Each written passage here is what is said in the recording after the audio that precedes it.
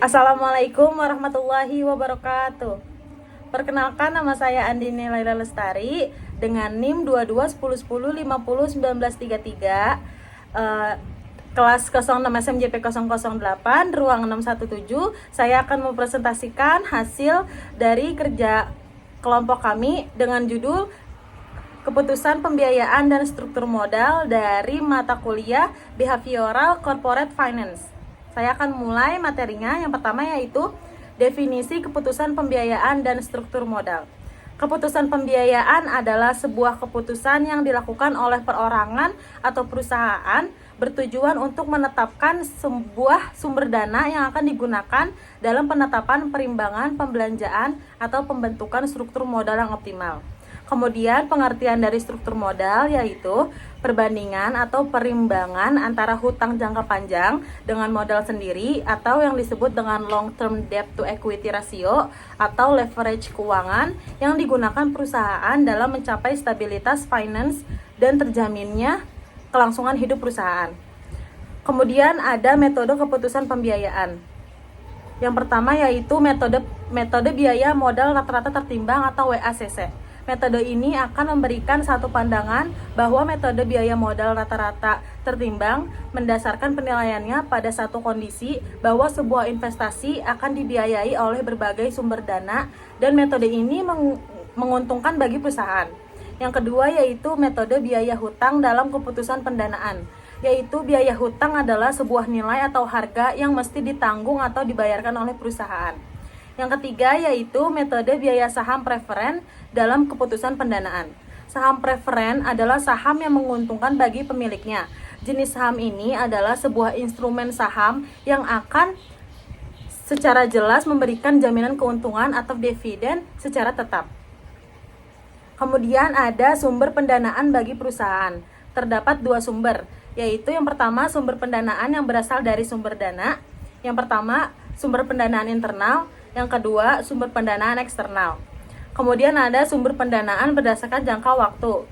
Yang pertama yaitu sumber pendanaan jangka waktu pendek, yang kedua sumber pendanaan jangka waktu menengah, dan yang terakhir yaitu sumber pendanaan jangka waktu panjang. Kemudian ada komponen-komponen struktur modal. Yang pertama yaitu modal asing atau hutang jangka panjang atau long term debt. Modal asing atau jangka panjang adalah hutang yang jangka waktunya adalah panjang, umumnya lebih dari 10 tahun. Terus kemudian ada hutang hipotek atau mortgage. Hutang hipotek adalah bentuk hutang jangka panjang yang dijamin dengan aktiva tidak bergerak seperti tanah dan bangunan, kecuali kapal dengan bunga, jangka waktu, dan cara pembayaran tertentu. Kemudian juga ada obligasi atau bond.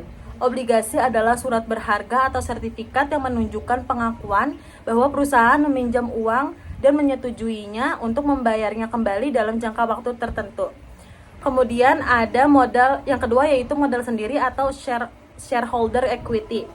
Modal sendiri adalah modal yang berasal dari pemilik perusahaan dan yang tertanam dalam perusahaan dalam jangka waktu tertentu lamanya. Modal sendiri berasal dari sumber intern maupun ekstern. Sumber intern didapat dari keuntungan yang dihasilkan oleh perusahaan, sedangkan sumber ekstern berasal dari modal yang berasal dari pemilik perusahaan. Komponen modal sendiri terdiri dari dua, yaitu modal saham.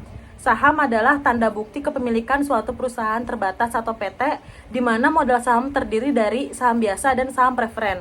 Terus yang kedua yaitu laba ditahan. Laba ditahan adalah sisa laba dari keuntungan yang tidak dibayarkan sebagai dividen. Kemudian ada perkembangan teori struktur modal. Ada 3. Yang pertama yaitu teori pecking order. Menurut Hayat tahun 2018, pecking order teori adalah teori yang menyatakan bahwa perusahaan lebih mengutamakan laba ditahan, utang, serta penerbitan saham sebagai pilihan terakhir. Yang kedua yaitu teori trade-off. Teori trade-off merupakan model yang didasarkan pada trade-off atau pertukaran antara keuntungan dengan kerugian penggunaan utang. Yang ketiga yaitu teori sinyal atau signaling theory. Teori sinyal menyatakan cara perusahaan memberikan sinyal kepada konsumen dalam menganalisis laporan keuangan. Teori tersebut menunjukkan bagaimana perusahaan yang berkualitas baik dapat dengan sengaja memberikan sinyal kepada investor sehingga investor dapat membedakan antara perusahaan yang berkualitas dan berkualitas buruk. Kemudian yang terakhir ya, ada studi kasus. Kelompok kami mengambil studi kasus dari PT Unilever Indonesia Tbk, yaitu PT Unilever Indonesia Tbk salah satu perusahaan consumer goods terkemuka di Indonesia, menghadapi keputusan penting terkait pembiayaan dan struktur modal saat merencanakan peluncuran produk baru. Pada tahun 2020, perusahaan berencana untuk memperkenalkan lini produk perawatan kulit yang inovatif. Untuk mendanai proyek ini, manajemen harus mempertimbangkan berbagai opsi pembiayaan yang ada. Setelah melakukan analisis menyeluruh, PT Unilever Indonesia mempertimbangkan 3 sumber pembiayaan, yaitu utang bank, penerbitan obligasi, dan penggunaan laba ditahan. Utang bank menawarkan suku bunga yang kompetitif, namun menambahkan beban kewajiban jangka pendek. Penerbitan obligasi menjadi alternatif yang menarik karena memberikan fleksibilitas jangka panjang dengan bunga tetap, tetapi memerlukan penilaian dari investor dan dapat mempengaruhi peringkat kredit perusahaan.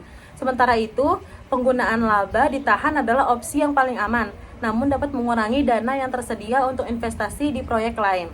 Akhirnya, perusahaan memutuskan untuk menggunakan kombinasi dari ketiga opsi tersebut, maka mereka meminjam dana dari bank untuk menutupi sebagian biaya peluncuran, penerbitan obligasi untuk mendanai ekspansi jangka panjang, dan menggunakan sebagian laba ditahan untuk menjaga kestabilan keuangan.